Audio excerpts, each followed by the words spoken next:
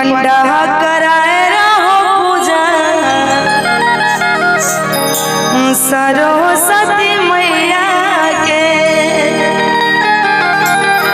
कि पंडा कराए रहो पूजा सरस्वती मैया के। अच्छा, इसमें मैया रानी के भक्त कौन कौन है?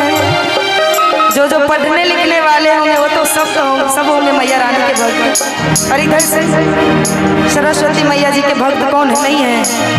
हाँ, वो तो जन्मदाता है, कर्मदाता वही है। और ये कहेंगे मैया रानी के नाम से, सभी अभी ताली का साथ दीजिएगा और कहेंगे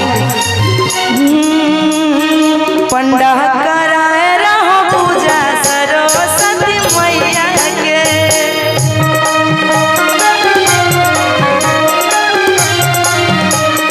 पंडा